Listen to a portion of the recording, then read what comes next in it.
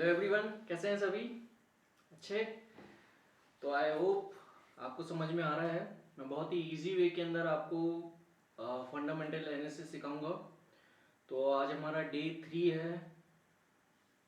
जो last day में हमने काफ़ी सारी बेसिक टर्म्स सीखी थी कंपनी के बारे में। असेट्स क्या होते हैं, रेवेन्यू क्या होते हैं, लाइबिलिटीज़ क्या होती है, डेट्स क्या होते हैं। तो इन्हीं के साथ में प्रॉफिट क्या होता है, लॉस क्या होता है। इस क्रम को आगे बढ़ाते हुए अभी तक तो बहुत बेसिक टर्म आई थी, बिजनेस के प्रोस्पेक्टस से हमने समझा था। अब हम कुछ डिराइव्ड वैल्यूज सीखेंगे। वो क्या होती है? जो वैल्यूज इन्हीं से ही प्रॉफिट बेस, इनके बेसिस पे निकाली जाती है। फाइनली जब ये सारी हो जाएगा हमारा, इसके बाद में हम कंपनीज को कंपेयर करना स्टार्ट करेंगे। तो कंपनीज को अगर हम कंपेयर कर रहे हैं तो थोड़ा, जैसे अगर मैं आपको पता ही नहीं है प्रॉफिट क्या है, तो मैं कहूँगा इस कंपनी और इस कंपनी को कंपेयर करो, तो आप कैसे कंपेयर करेंगे? तो बेसिक आपको पता तो होना चाहिए प्रॉफिट क्या होता है। तो वो ही एग्जैक्टली अभी चल रहा है। मतलब कुछ ऐसा डिफिकल्ट चीज़ नहीं है, इसको बहुत हाई फाई मत लीजिए कि बस समझ में नहीं आ रहा है। बहुत इजी वे में आपको फंडामेंटल समझ में आएगा।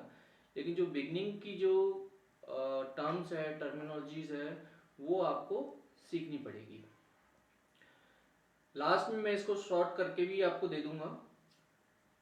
इजी वे के अंदर आप इसको फंडामेंटल को अप्लाई कर सकते हैं। जरूरी नहीं है इन टर्म्स को बार बार आपको रीड करना पड़ेगा, इस सब की भी समरी आपको मिलेगी। तो मेरे लेक्चर्स को कंटिन्यू देखते रहिए। जो मेरे वीडियोस को देख रहे हैं वो प्लीज़ लाइक भी कर दीजिए और सब्सक्राइब भी कर दीजिए चैनल को। तो इसी के साथ हम आगे बढ़ते हैं आज।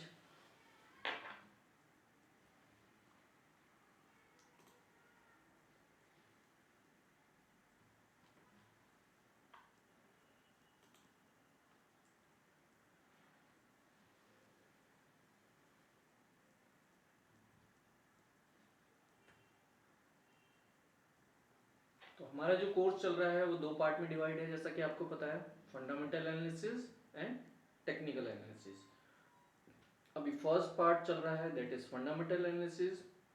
इसमें हम कंपनी के बारे में समझेंगे, कंपनी के बिजनेस को समझेंगे कि ये बिजनेस कैसा है। आज जो आएगा हमारे पास वो आएगा फंडामेंटल रेशोज। अलग अलग रेशोज हैं, क्या होती है वो हम जानेंगे। तो मैं एक ब्लैंक बोर्ड की तरफ ले चलता हूँ आपको। ये वाइट स्क्रीन आ गई, हाँ राइट। तो देखिए,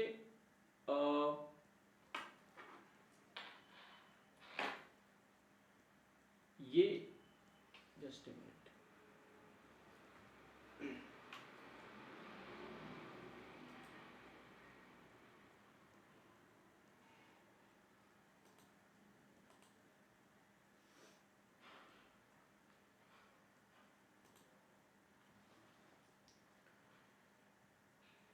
ये एक कंपनी है, राइट।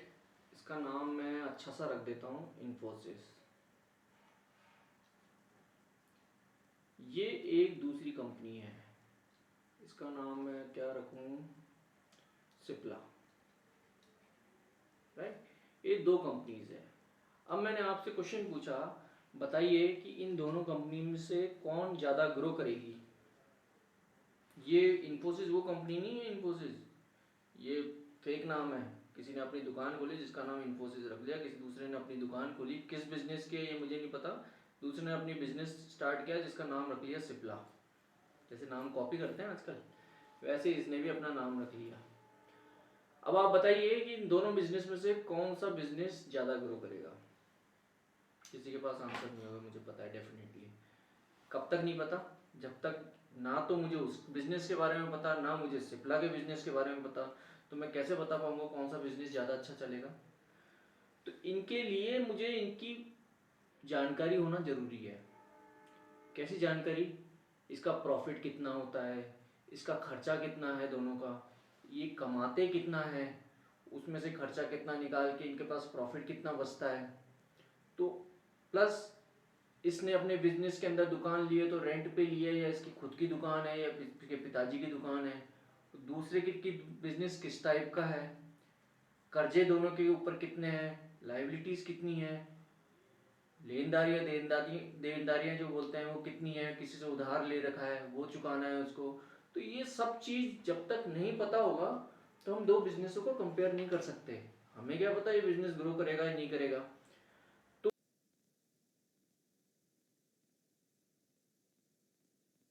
ये पता होने के लिए हमें कंपैरिजन करना पड़ेगा।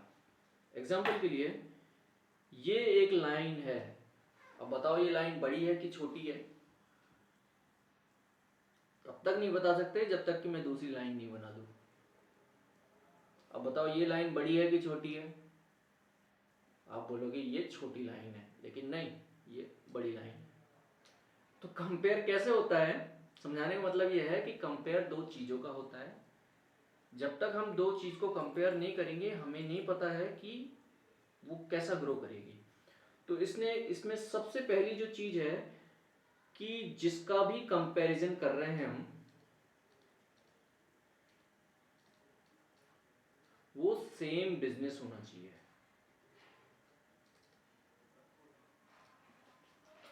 सेम बिजनेस क्यों? भैया एक तो जूते का बिजनेस है और एक कपड़े का बिजनेस है। अब बताओ कंपेयर दोनों के अंदर, चलो अर्निंग आती है दोनों का, जो महीने के जो रेवेन्यू जनरेट होता है, ये भी 30,000 रुपये कमाता है, पैसे टोटल आते हैं इसके पास। दूसरा बिजनेस है उसके पास भी 30,000 रुपये आते हैं, ये शू का बिजनेस है, ये क्लॉथ का बिजनेस है। दोनों की अर्निंग है, रेवेन्यू है, अर्निंग नहीं कह रहा, 30,000 रुपये आते हैं। अब बताओ दोनों कौन सा बिजनेस ग्रो करेगा? आप बता ही नहीं सकते। क्यों नहीं बता सकते? इसके खर्चे अलग हैं, इसका प्रॉफिट का मार्जिन अलग है, ये पता नहीं कितना मार्जिन लेता है सामान के ऊपर। वो तो एक तो है 2 रुपये का सामान ला के 4 रुपये में बेचता है, एक है 2 रुपये का सामान ला के 10 रुपये में बेचता है। तो बिजनेस ही अलग अलग है दोनों के। तो आप इसके रेवेन्यू से इसका रेवेन्यू कंपेयर नहीं कर सकते। समझ में आ रहा है? इसका रेवेन्यू दूसरे के रेवेन्यू से कैसे कंपेयर कर सकते हैं? मतलब आपका पड़ोसी दुकानदार है, वो उसकी मेडिकल की दुकान है, आपकी किसी दूसरी कपड़ों की दुकान है, आप उसके जो गले में जो रुपए आ रहे हैं, उसके जो दुकान में पैसे आ रहे हैं, उससे आपकी दुकान के पैसे वो कैसे कंपेयर कर सकते हो? बाई चांस उसके पास ग्राहक ज़्यादा आते हैं, आपके पास इवेंट मैनेजमेंट का बिजनेस है, ग्राहक तो एक ही आता है महीने का, लेकिन आप तो अच्छे खासा सूद लेते हो। कैसे? बिजनेस का काइंड है जो डिफरेंट है। तो पहली जो चीज़ है सबसे इम्पोर्टेंट है कि दो बिजनेसों को अगर कंपेयर करना है तो दोनों को एक पटरी पे लेके आना है। एक टाइप के बिजनेस को ही कंपेयर किया जाता है। यहाँ पे कोई ऐसा नहीं होता कि आईटी की कंपनी है और दूसरा मेडिकल की, हेल्थ सेक्टर की। इन दोनों का कंपेयर कभी भी नहीं होगा। क्लियर है? दो बिजनेस अलग अलग टाइप के कभी भी कंपेयर नहीं होता। सेम टाइप के बिजनेस कंपेयर होते हैं। आईटी का है तो आईटी के बिजनेस हम देखेंगे सारे, मेडिकल हेल्थ का है तो हेल्थ के बिजनेस हम सारे देखेंगे, और एफएमसीजी प्रोडक्ट्स के हैं तो एफएमसीजी के अंदर आएंगे, मेटल के हैं तो मेटल में जाएंगे। तो सेम वे, मतलब हम सेम सेक्टर्स के, सेम सब सेक्टर्स के, और भी अच्छी तरह देखना है तो सेम सब सेक्टर के बिजनेस चले जाओ। ऑटो पार्ट्स के बिजनेस है तो ऑटो पार्ट्स में चले जाओ। और भी स्पेसिफिक जाना है तो जो हेडलाइट बनाते हैं कारों की, उन सारे बिजनेस निकाल लो। मतलब 4 कंपनियां हैं, सेम हेडलाइट ही बनाने का काम है गाड़ियों की, तो उन चारों बिजनेस को अगर कंपेयर कर लेंगे तो एग्जैक्ट कंपैरिजन निकल के आ जाएगा। एक हेडलाइट बनाता है और दूसरा इंजन बनाता है, दोनों बिजनेस को भी कैसे कंपेयर करोगे? हाँ सेक्टर है इसलिए मान लेते हैं कई बार, हाँ सब चीज़ें आ जाती है, हालांकि इतना डिफरेंस नहीं होता, इंजन बनाने वाला एक सेक्टर में आ जाएगी। तो कहने का मतलब यह है कि बिजनेस को कंपेयर करना है तो पहला जो गोल्डन रूल है वो है सेम बिजनेस होना चाहिए, सेम टाइप का बिजनेस होना चाहिए। ये फंडा बिल्कुल दिमाग में क्लियर हो चुका होगा। आगे बढ़ते हैं।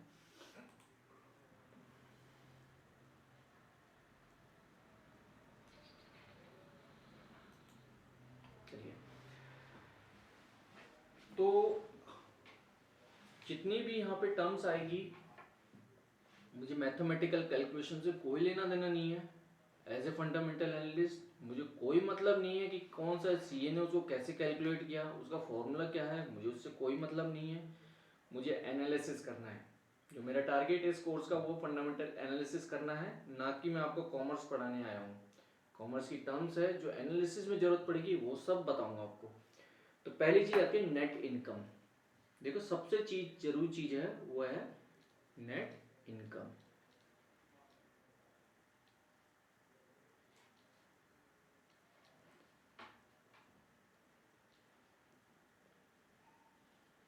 जो भी इनकम अर्न होती है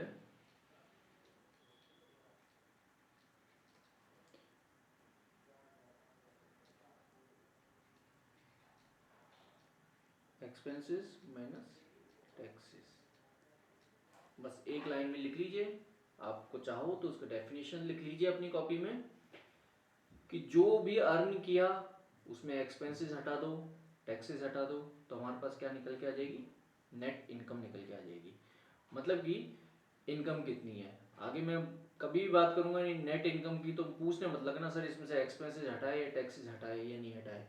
क्यों नहीं पूछना, जब हम आप सीए पढ़ रहे हैं या आप कॉमर्स पढ़ रहे हैं तो वहाँ जरूरी होता है कि टैक्सेस हटाए कि नहीं हटाए ये पूछना। यहाँ पे अगर आपने एक कंपनी है उसका नेट एक्सपेंसेस है उसमें टैक्स जोड़ दिए, दूसरी कंपनी है उसका नेट एक्सपेंसेस है उसमें भी टैक्स ऐड कर दिया, तो क्या फर्क पड़ रहा है मेरे। ऑलमोस्ट रेशियो बनी है वो बनी बनाई निकलेगी। यहाँ पे आपको कोई कैलकुलेट करके रेशियो नहीं निकालनी, आपको समझ में आना चाहिए कि नेट एक्सपेंसेस क्या होता है, नेट इनकम क्या होती है, एक्सपेंसेस और टैक्सेस को माइनस करके जो इनकम बनी। यानी कि ये तो सिंपल सा है, जो भी इनकम हुई यानी जो दुकानदार है उसकी जो इनकम हुई, आप एक बिजनेस को लेकर चलिए कपड़े का बिजनेस, वहां पे जो भी इनकम हो रही है वो नेट इनकम, राइट। सेकेंड चीज पे आते हैं। हमने जैसे देखा कि बिजनेस यहाँ पे क्या है, बहुत बड़े बिजनेस है। कपड़े का बिजनेस में एक शेयर होल्डर यानी एक ओनर, एक शेयर होल्डर मतलब एक ओनर ही पूरा बिजनेस चला सकता है। लेकिन हम ऐसे कपड़े के बिजनेस की बात कर रहे हैं जहाँ पे बिजनेस इतना बड़ा है कि वो अकेले के पास बोला मैंने बिजनेस खोला, मेरे पास तो 1 करोड़ रुपए ही थे, लेकिन बिजनेस को मैं चाहता था इतना बड़ा दुकान बनाऊं कि वो शोरूम उस सिटी के अंदर सबसे बड़ी दुकान हो, तो मुझे चाहिए थे 5-10 लाख रुपए। तो मैंने अपने 10 पार्टनर्स बना लिए, यानी मैंने 10 शेयर होल्डर्स बना लिए हैं, राइट। तो सपोज करो हमने यहाँ पे 10 शेयर होल्डर्स बना लिए और हमारी जो इनकम है, इधर इनकम में नेट इनकम की बात हो रही है, वो मेरे पास आई 1 लाख रुपए पर मंथ, ठीक है। यहाँ पे मेरे पास 1 लाख रुपए की इनकम आई और 10 शेयर होल्डर हैं, तो कोई बच्चा भी बता देगा कि अब बंटवारा कैसे होगा, कितना मिलेगा, 10,000 रुपए सब में बढ़ जाएगा आपस में। तो जितना भी हर शेयर होल्डर के पास कितना मिलेगा, 10,000 रुपए। कैसे मिला, जो भी इनकम थी उसको मैंने शेयर होल्डर्स के बीच में बांट दिया। यहाँ इतनी बड़ी बड़ी कंपनीज की बात होगी जहाँ पे शेयर होल्डर्स की काउंटिंग 1 लाख तक होगी, तो हम इतने ही बड़ी फिगर से उसको बांट देंगे, सबको बांट देंगे कि तुम सब अपना अपना हिस्सा रखो। तुम रखो नहीं मतलब एक थ्योरेटिकली सबके हिस्से में कितना आ रहा है ये जानने के लिए। तो इस फिगर आती है, इसको हम नाम देते हैं अर्निंग्स पर शेयर।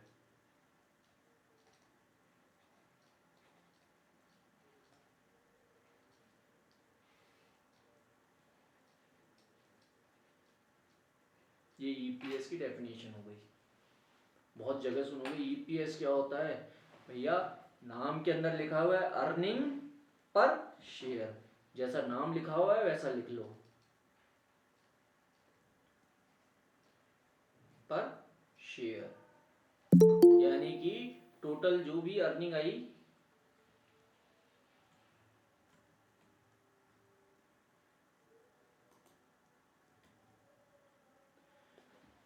टोटल जो भी अर्निंग हुई हमारी उसको हमने शेयर्स होल्डर्स के बीच में बांट दिया कि तू भी ले तू भी ले तू भी ले तू भी ले, तो हर एक शेयर होल्डर के हिस्से में कितना आया।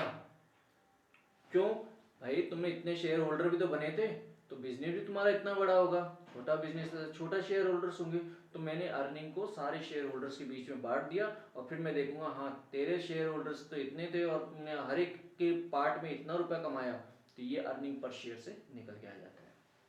ठीक है, यहाँ तक होगी। मैं नेक्स्ट पेज लेके आ रहा हूँ क्योंकि अब बहुत इंपॉर्टेंट चीज आ रही है जो हर कोई पूछता है, और यहाँ पे सबसे इंपॉर्टेंट जो चलती है वो है पीई रेशो।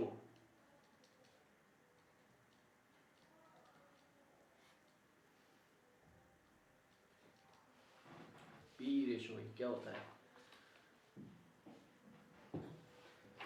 बहुत जरूरी चीज है ये पीई रेशो। हर जगह आप पढ़ोगे पीई रेशो, इस कंपनी का पीई इतना है, इस कंपनी का पीई इतना है। यार पीई क्या है, नाम क्या होता है पहले तो वो जानते हैं, इसका पूरा नाम प्राइस टू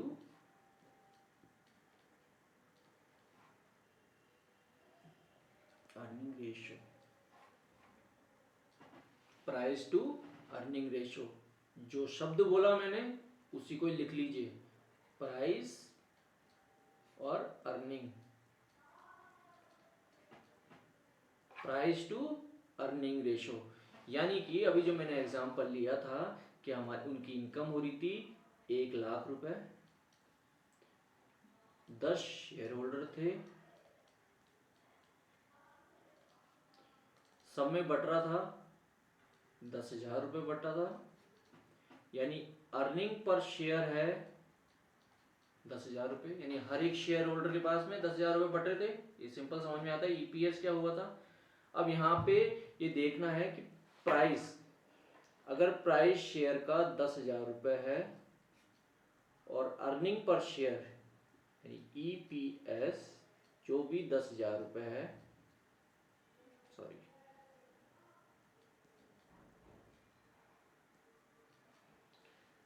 तब हम मानेंगे कि ये पी रेशो इसका 1 है, तो ये एकदम सही है।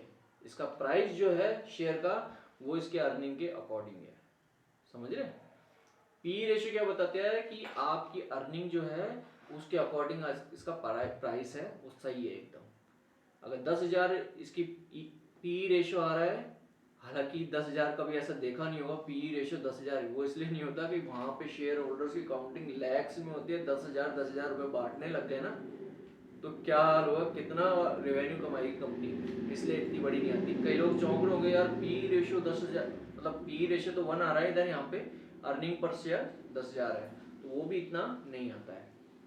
शेयर होल्डर्स की काउंटिंग जो होती है वो बहुत ज्यादा होती है। तो पी रेशियो क्या बताता है कि शेयर की प्राइस कितनी होनी चाहिए।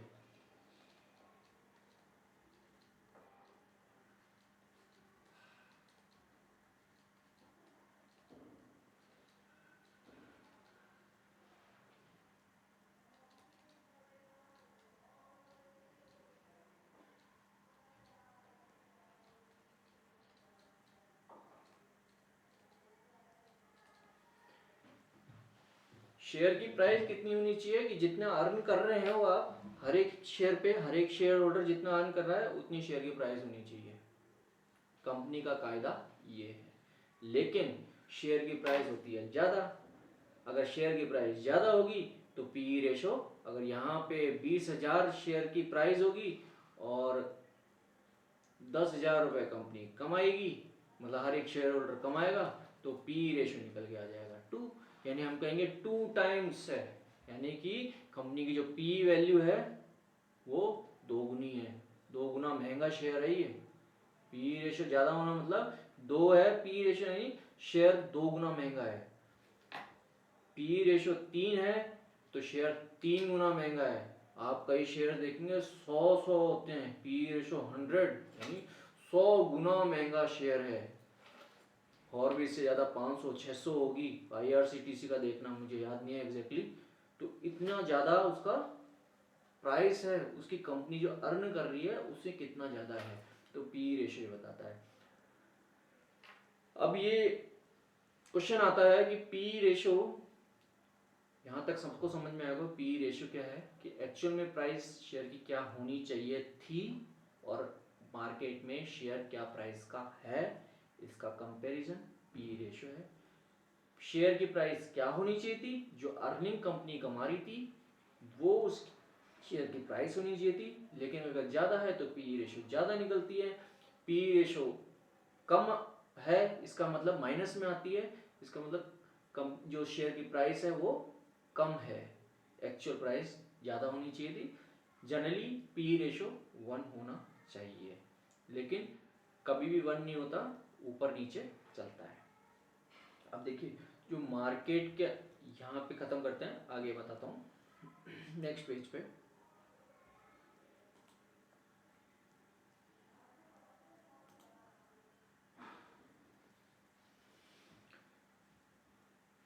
इंपॉर्टेंट पॉइंट्स है, लिख लेना। जो मार्केट लीडर्स होते हैं, DERS, जो मार्केट लीडर्स होते हैं, जो लीड कर रहे हैं मार्केट में, जिनकी वैल्यू, शेयर की वैल्यू बहुत ज़्यादा है, उनकी पी रेशो हमेशा हाई ही मिलेगी। क्यों मिलेगी? पब्लिक का रुझान ज़्यादा है। एक्चुअल में कमाना तो उसको 10,000 रुपये था, लेकिन लोग पहले से प्रिडिक्ट कर लेते हैं कि कंपनी ग्रो कर रही है, तो इसमें एक फॉरवर्ड पीई का भी कॉन्सेप्ट चलता है, उसकी डिटेल में मैं नहीं जाऊंगा। तो फॉरवर्ड पीई के अंदर क्या होता है, लोग पहले से उसको कैलकुलेट कर लेते हैं कि 2 साल 3 साल में अभी इतना कमाया, अगले साल इतना कमाएगी, अगले साल इतना, तो पी इसका इतना हो जाएगा फॉरवर्ड, तो वो ऑलरेडी उसको पी को, शेयर को ऊपर ले जाते हैं। तो जो अच्छी रुझान वाली कंपनियां मिलेगी आपको, इस कॉन्सेप्ट से हम जज कर सकते हैं, अच्छा इसका पी यानी ऊपर चल रहा है, इसका मतलब पब्लिक का रुझान इसमें आया है। क्यों आया है? इस कंपनी में कोई बात है। ऐसे किसी कंपनी के अंदर कोई पी बढ़ाने वाला नहीं है, किसका रुझान आया है। रुझान क्यों आया है? कुछ बात है उसके अंदर, तो पी अगर ज़्यादा है तो यानी उसके अंदर वैल्यू है उस कंपनी में कहीं ना कहीं।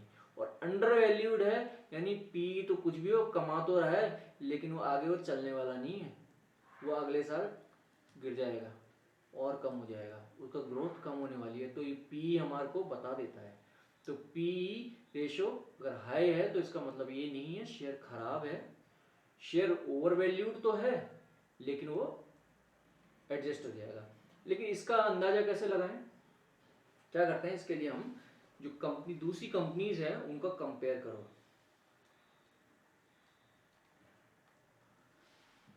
कंपैरिजन करो, दूसरी कंपनीज को हम कंपेयर करेंगे, हम बताएंगे कि हाँ यार पी रेशो तो 50 का होना चाहिए था, लेकिन जिस कंपनी में मैं ट्रेड कर रहा हूँ उसके अंदर 80 का चल रहा है, जस्टिफाइड है, ज़्यादा कोई ऊंच नीच नहीं है।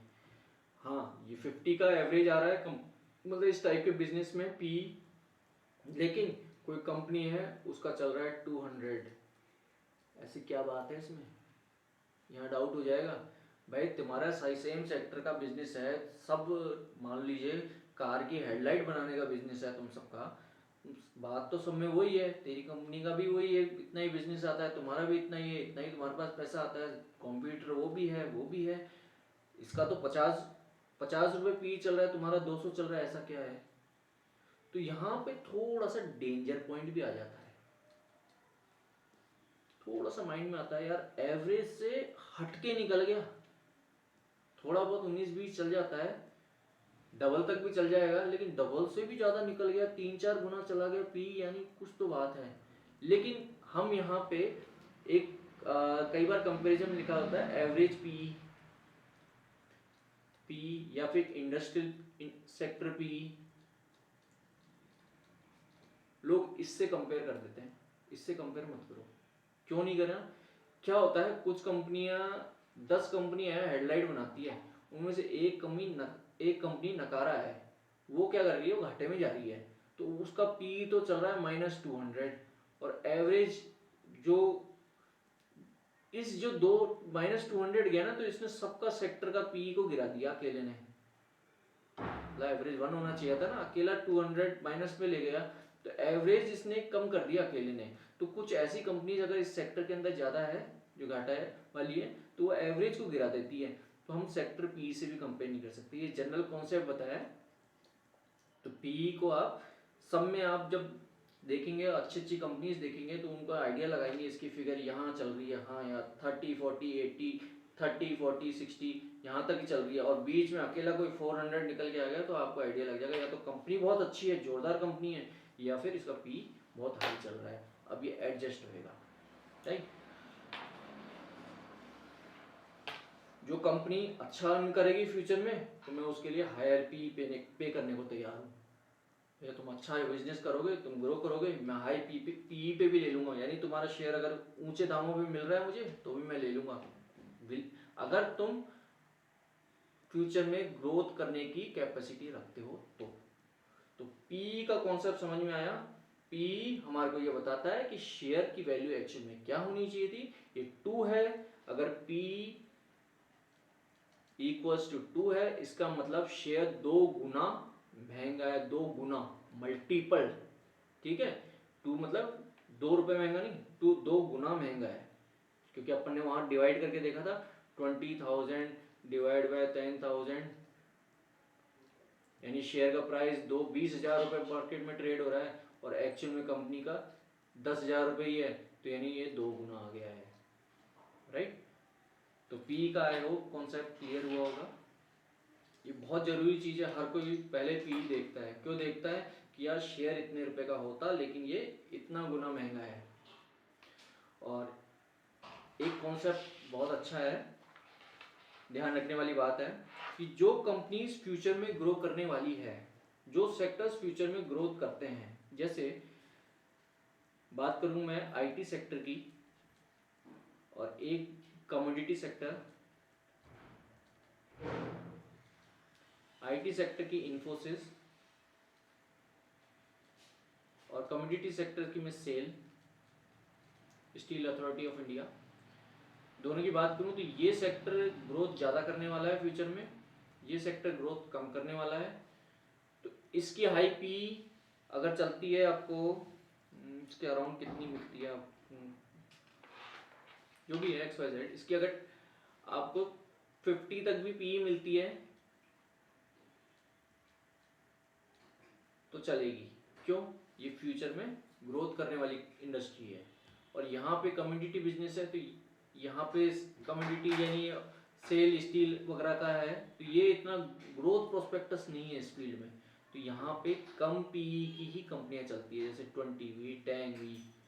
तो सेक्टर्स पे भी डिपेंड करता है, कई सेक्टर्स ही पूरे अच्छे ट्रेड करेंगे, अच्छे हाई पीईस पे मिलेंगे, कुछ सेक्टर्स लो पीई पे मिलते हैं, राइट। तो आई होप पीई का कॉन्सेप्ट सबको समझ में आया होगा। Price to earning ratio, short में बात करें तो शेयर कितने रुपए का होना चाहिए था और ये कितने का मिल रहा है, इसका रेशियो को हम पी बोलते हैं। नेक्स्ट कॉन्सेप्ट पे आते हैं, that is PB ratio.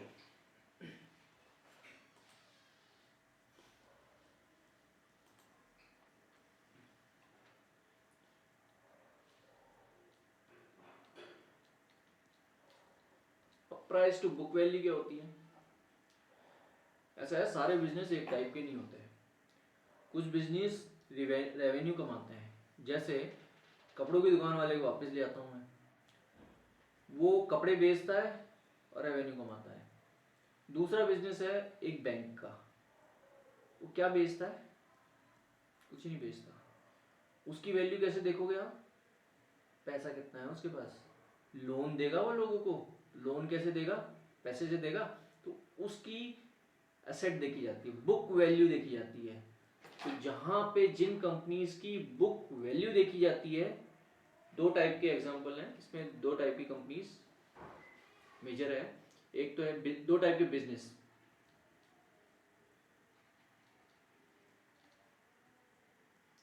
Real estate and, ये दो टाइप के बिजनेस हैं जहां पे बुक वैल्यू देखी जाती है।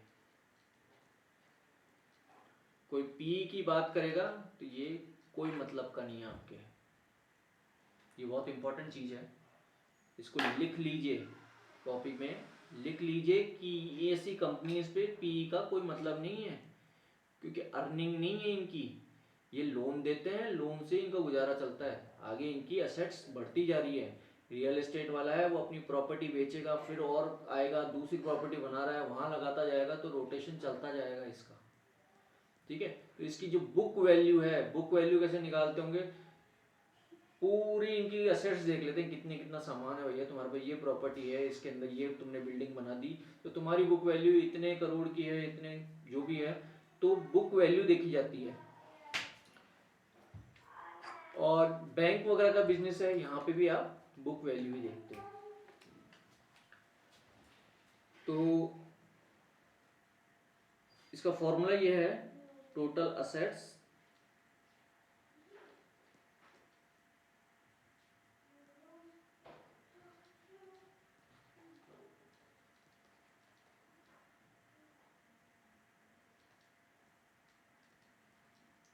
लाइबिलिटीज उसमें से माइनस कर दो, जो भी उनकी जिम्मेदारियां हैं, मतलब कर्जा अगर इन्होंने भी ले रखा है तो,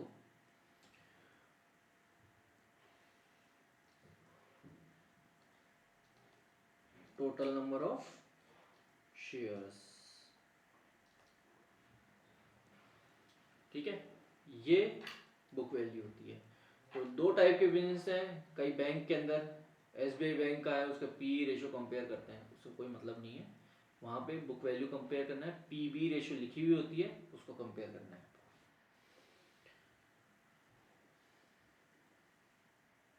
एक एग्जांपल भी दिया हुआ है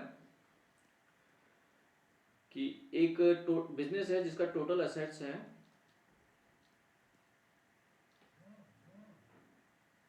2 लाख रुपए का, 2,10,000 रुपए का, और इसके ऊपर लाइबिलिटीज है वो है 30,000 रुपए की। ठीक है, तो इसके पास नेट असेट्स जो है वो है 180।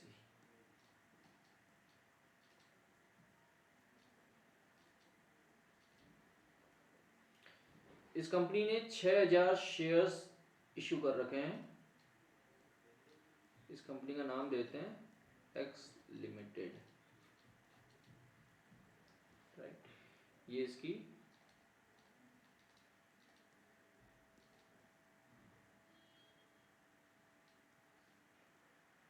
ये राइट,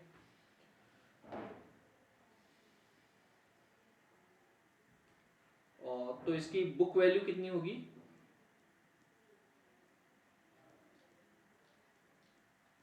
बुक वैल्यू यानी कंपनी की वैल्यू कितनी है,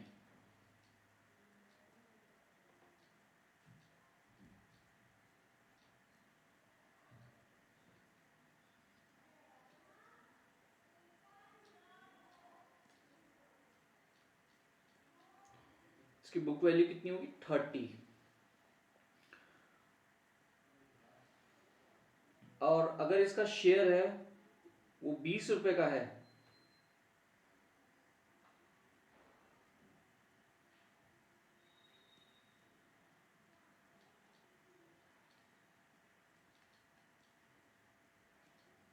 तो उसको बुक वैल्यू से डिवाइड कर देंगे। वहां पे हम प्राइस टू अर्निंग करते थे, यहाँ पे price to book value divide कर देंगे। यहाँ मैंने फॉर्मूला कहीं लिखा नहीं, price upon book value. Book value से क्या समझते हैं, सिंपल समझ में आ जाएगा, जो भी असेट्स है तुम्हारी पूरा काउंटिंग कर लो, एक कंपनी का जैसे किया होगा वैसे दूसरी कंपनी का किया होगा, तो हमें तो कंपेयर ये मिल जाता है कि इसका प्राइस, शेयर का प्राइस कितना होना चाहिए था और वो कितने में ट्रेड हो रहा है। तो बुक वैल्यू अगर पी बी रेशो, अगर इन दोनों का रेशो 2 आ रहा है यानी शेयर 2 गुना महंगा है, 3 आ रहा है 3 गुना महंगा है, सेम सेक्टर्स का कंपेयर करना है, सेम रूल यहाँ पे अप्लाई होता है। हायर पीबी है तो सेम रूल वहाँ पे यहाँ पे भी अप्लाई होगा, यानी कि कंपनी का रुझान ज़्यादा है, लोग ज़्यादा इंटरेस्टेड हैं, लोगों ने ज़्यादा माना है कि ये फ्यूचर में ग्रो करेगा। राइट,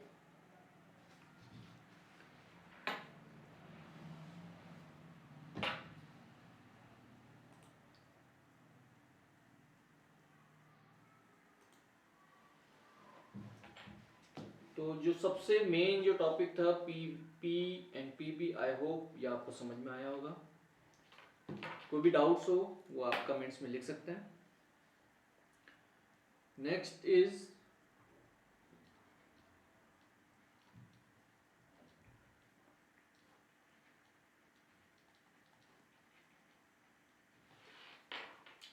ऑपरेटिंग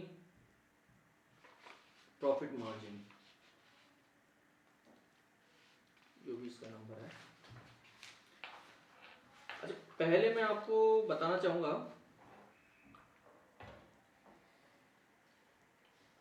किसी भी दो बिजनेस हैं, एक्स और ये वाई, ये दो बिजनेसों को कंपेयर कैसे करेंगे हम? कंपेयर कर सकते हैं हम अर्निंग के बेसिस में,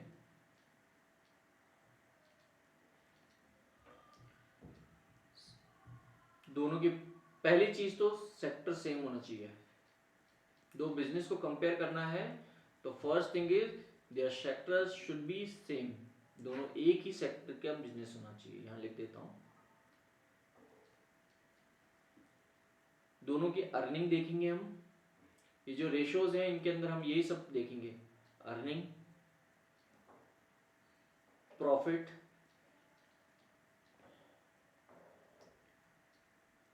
interest,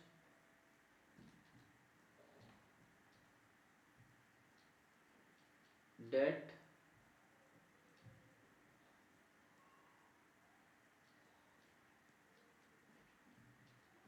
enterprise value.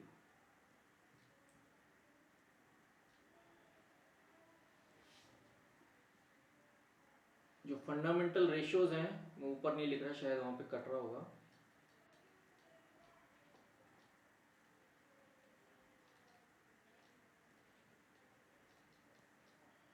Fundamental ratios में ये सब चीजें हम कंपेयर करेंगे बिजनेस का, तो हमारे को पता चल जाएगा बिजनेस कौन सा अच्छा है।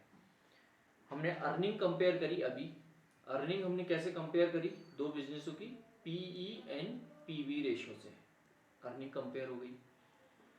हम प्रॉफिट कंपेयर करेंगे कि दोनों का प्रॉफिट कितना है, दोनों प्रॉफिट में से खर्चा कितना चला देते हैं, मतलब नेट प्रॉफिट कितना आता है, ऑपरेशनल मार्जिन कितना आता है उनको, प्रॉफिट मार्जिन कितना है उनका, वो देखेंगे। हम इंटरेस्ट देखेंगे कि उनको कितना इंटरेस्ट पे करना पड़ रहा है आगे, लोन वगैरह जो ले रखा है उसमें। हम डेट देखेंगे, अगर कर्जा कितना है उस पर। दो कंपनीज हैं उनको कंपेयर कैसे करोगे जब तक हमको उन दोनों का कर्जा नहीं पता होगा कि उसने कर्जा कितना ले रखा है, उसने कर्जा कितना ले रखा है। सेम जितना अर्निंग इंपॉर्टेंट था उतना ही इंपॉर्टेंट डेट भी है, कि कर्जे कितने हैं, इंटरेस्ट कितने हैं। बिजनेस बढ़ रहा है, अर्निंग भी ज्यादा है, लेकिन कर्जा चुकाने में पूरा हो जाता है, क्या वो कंपनी चलेगी क्या? सपोज एक ने अपनी नई दुकान तो खोल ली, अर्निंग उसकी 30,000 रुपये महीना आ रही है, उसने रेंट पे प्रॉपर्टी ली है, 50,000 रुपये महीना उसको लाइट पानी बिजली और किराया देना पड़ रहा है, क्या वो बिजनेस चलेगा? दूसरा एक पान की दुकान वाला है, वो 10,000 रुपये महीना कमाता है, थड़ी उसकी घर की है, मतलब उसका 10,000 रुपये सूखा सूखा जेब में आ रहा है। तो बिजनेस कौन सा अच्छा है, 30,000 रुपये कमाने वाला कि 10,000 रुपये कमाने वाला? ओब्वियसली 10,000 रुपये कमाने वाला बिजनेस ज्यादा अच्छा है। तो अर्निंग के बेस के ऊपर किसी भी कंपनी को जज नहीं कर सकते।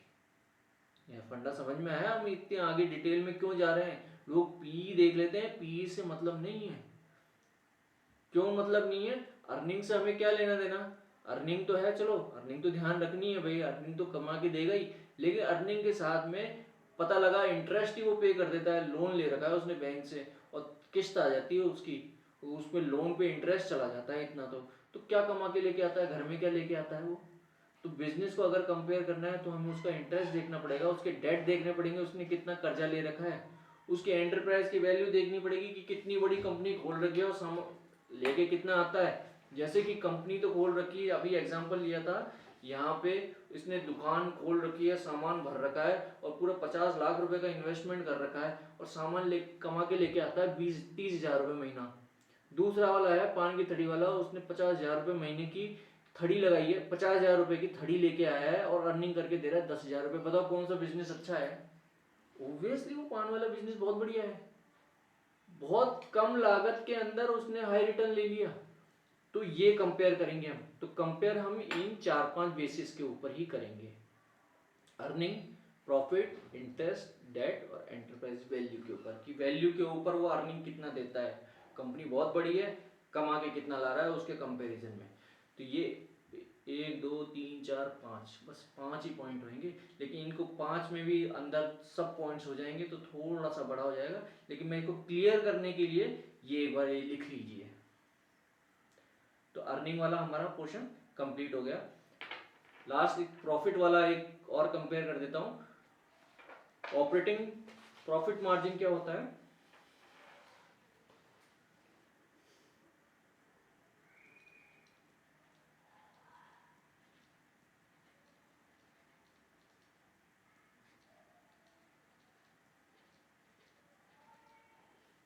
ये इसका मतलब यह है कि प्रॉफिट जो हुआ और सेल कितनी हुई थी हमारी, राइट? पता लगा सेल बहुत ज्यादा हुई और प्रॉफिट कम आया। इससे क्या मतलब समझते हो? अगर किसी दुकान के ऊपर सेम बिजनेस है, एक कपड़े की दुकान इधर है, एक कपड़े की दुकान ये है, इसके पास खूब ग्राहक आ रहे हैं, 10 ग्राहक आ रहे हैं और सब सामान लेके जा रहे हैं, ठीक है। दूसरा वाला है उसके पास एक ही ग्राहक आता है, दिन भर में सामान ले जाता है। प्रॉफिट एक ग्राहक वाले का ज्यादा है और जो 10 ग्राहक आ रहे हैं उसके कम है। तो इसका क्या रीजन हुआ? भैया सस्ते में बेच रहा है वो सामान, इसलिए 10 ग्राहक आ रहे हैं, इसलिए वो पिदाई कर रहा है, सुबह से लेके शाम तक वो ग्राहकों को बेचे जा रहा है, सामान बेचे जा रहा है, और वो एक ग्राहक पकड़ता है, एक मुर्गा फंसाता है, उसको सारा सामान बेच देता है। तो यहाँ से हमें ये पता लग जाता है कि वो उसने सस्ते दामों पे तो सामान नहीं बेच रहा, रेवेन्यू तो बहुत कमा लेंगे, बहुत ज़्यादा कमा लेंगे, तो आपको यहाँ कंफ्यूज कर देंगे। मतलब रेवेन्यू कमा कमा के लाके आपको फिगर बहुत बड़ी सारी दिखा देंगे, और यार कंपनी क्या रेवेन्यू कमा रही है, उससे मेरे को क्या लेना देना, तुमने वो सस्ते के अंदर बेच दिया। जो टूथपेस्ट 40 रुपए का आता था उसको 10 रुपए में कर दो, टूट पड़ेगी पब्लिक। तो सेम वे यहाँ पे ऑपरेटिंग प्रॉफिट को टोटल सेल से डिवाइड करके देख लेते हैं। एक कंपनी का करूंगा, दूसरी कंपनी का करूंगा, दोनों का कंपेयर हो जाएगा मेरे को कि कौन सा ऑपरेटिंग प्रॉफिट अच्छा है। इसके बाद में एक आता है net profit.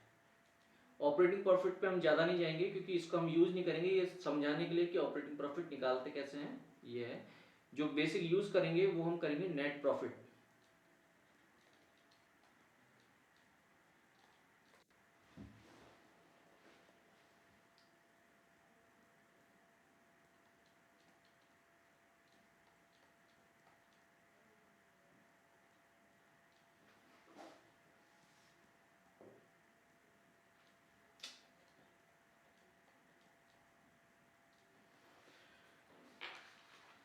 It is the ratio of net profit to revenues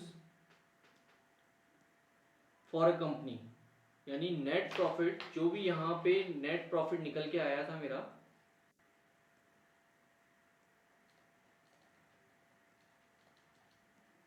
total revenue, ये इसके थोड़ा सा मिलती जुलती टर्म है, लेकिन हम ये वाली टर्म ज़्यादा यूज़ करेंगे। जो भी नेट प्रॉफिट निकल के आया उसमें से टोटल रेवेन्यू कंपनी ने कितना कमाया था, सेम उसी फंडे को मैंने दोबारा समझाया, ऑपरेटिंग प्रॉफिट वाला ही। इसमें ऑपरेशनल कॉस्ट निकलती है, यहाँ पे ऑपरेशनल कॉस्ट नहीं, सारी निकल के आ जाती है। नेट प्रॉफिट मार्जिन, इस टर्म को कंपेयर कर लेंगे तो इसमें ये दोनों ही चीज़ आ जाती है। नेट प्रॉफिट मार्जिन होता है कि जो भी नेट प्रॉफिट हुआ, नेट प्रॉफिट कैसे हुआ, उसके अंदर से टैक्सेस वैक्सेस ये सब चीज़ें हटा दी आपने, लायबिलिटीज वायबिलिटीज हटा दी, सबका चुकता कर दिया। उसके बाद में जो नेक्स्ट लास्ट फिगर बचा अपने पास, वो आया नेट प्रॉफिट, और इसमें से टोटल रेवेन्यू उसको डिवाइड कर देंगे, जो फिगर निकल के आएगी वो हमारी नेट प्रॉफिट मार्जिन होगी। अब बताइए ये ज़्यादा होगा तो अच्छा होगा या कम होगा तो अच्छा होगा? ये एक सवाल है कि ये हायर अच्छा होता है या लोअर।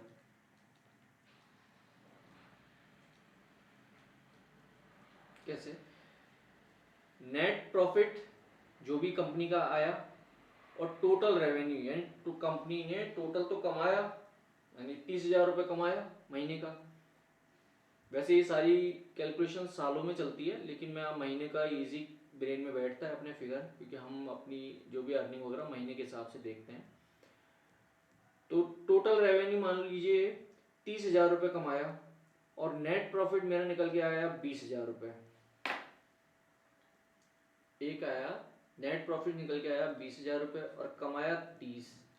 दूसरा है नेट प्रॉफिट निकल के आया 10 और कमाया 30। ज़्यादा अच्छा कौन सा है? ये अच्छा है। तो ये फिगर हायर होगी तो ज़्यादा अच्छी होगी, ये फिगर लोअर होगी तो कम अच्छी होगी। लोअर हो रही है इसका मतलब क्या है कि प्रॉफिट तो कमा रही थी कंपनी, लेकिन इसके खर्चे ही इतने हैं, मतलब खर्चे बहुत कर रखे हैं इसने, एम्प्लॉयज इतने भर रखे हैं सामान बेचने के लिए, आउटलेट्स इतने खोल दिए, इसे संभल नहीं रहा। तो प्रॉफिट को कन्वर्ट जो कर पा रही है, इसको कितना प्रॉफिट कन्वर्ट कर पा रही है रेवेन्यू को, रेवेन्यू में से टोटल जो अर्निंग आई उसमें से कितना प्रॉफिट कमा पा रही है, उसको हम नेट प्रॉफिट मार्जिन कहते हैं। तो इसको शॉर्ट में अगर समझना है तो हायर नेट प्रॉफिट मार्जिन होगा तो अच्छा होगा और लोअर होगा तो खराब होगा। तो आज के लिए यही टर्म्स, क्योंकि मेरे हिसाब से अब काफ़ी लोग तो ये भी ऊपर से जाने लग गया होगा, तो मैं ज़्यादा डिटेल में अब और नहीं जाऊँगा। किसी को जो भी डाउट हो वो अपना कमेंट सेक्शन में लिख दीजिए और मुझे बताइए कि आपको ये लेक्चर कैसा लगा। क्या पीवी, आज जो हमने दो टॉपिक की बात करी है, अर्निंग्स एंड प्रॉफिट, कंपनीज को कंपेयर करने के लिए दो एस्पेक्ट्स लिए आज मैंने, एक तो अर्निंग वाला और प्रॉफिट वाला। क्या ये दोनों समझ में आए? मैं जो समझाना चाहता हूँ, हालांकि आप इसके फॉर्मूलेज भूल जाएंगे तो कोई मैटर नहीं करता, आपको यहाँ मैटर समझ में आएगा नेट प्रॉफिट मार्जिन की, प्रॉफिट मार्जिन कितना है, कितना प्रॉफिट मार्जिन है, निकाल पा रही है प्रॉफिट, इतना सा समझना है। नेट प्रॉफिट शब्द से आपको इसका मतलब समझना है, नेट प्रॉफिट कितना निकाल पा रही है कंपनी, ज़्यादा निकाल रही है ज़्यादा अच्छी कंपनी है, कम निकाल रही है कम अच्छी है, प्रॉफिट तो ज़्यादा होगा ज़्यादा ही अच्छी होगी। तो ये टर्म है और इसका हाई अच्छा है लो अच्छा है, ये समझ में आना चाहिए। P price to earning ratio, यानी कि अर्निंग के हिसाब से उसका प्राइस कितना है, अगर प्राइस बहुत ज़्यादा है पी रेशो ज़्यादा है यानी उसका प्राइस बहुत ज़्यादा है, पी रेशो कम है यानी प्राइस कम है। तो इसको सिंपल वर्ड्स में मैंने आपको समझा दिया है और पूरी डिटेल्स भी आपकी बता दी है। इसी के साथ मैं सेशन को एंड करता हूँ। आई होप आपको सेशन बहुत अच्छा लगा होगा, आपको क्लियर समझ में आया होगा इन चीज़ों को। हालांकि जो बुक इस लैंग्वेज में भी पढ़ते हैं उनको भी ये चीज़ें कॉन्सेप्ट क्लियर नहीं होते कि ये कर रहे हैं तो क्यों कर रहे हैं, ये रेशो निकाल रहे हैं तो क्यों निकाल रहे हैं। मेरी कोशिश रही है कि जो वास्तव में जो बिजनेस अगर रहता है, कोई दो बिजनेस रहते हैं तो उन दो को कंपेयर कैसे किया जाता है, इसको कंपेयर करने की पूरी कोशिश करी है। आज हमने अर्निंग और प्रॉफिट के बेस पे दो बिजनेसों को कंपेयर कर लिया है। इसके बाद में लास्ट जो शीट मिलेगी उसमें मैं आपको सारी टर्म्स को एक साथ लिख दूंगा, सारी वैल्यूज़ की बता दूंगा, हाई लो कौन सा बेटर है, और आप सिंपल आगे फंडामेंटल कर सकते हैं। ये उनके लिए बता रहा हूँ जिनके ये समझ नहीं आ रहा है यार बहुत डिटेल में चलेगा, लेकिन बेसिक फंडा आई होप आप में से हर एक जने को समझ में आया है। Thank you guys, bye.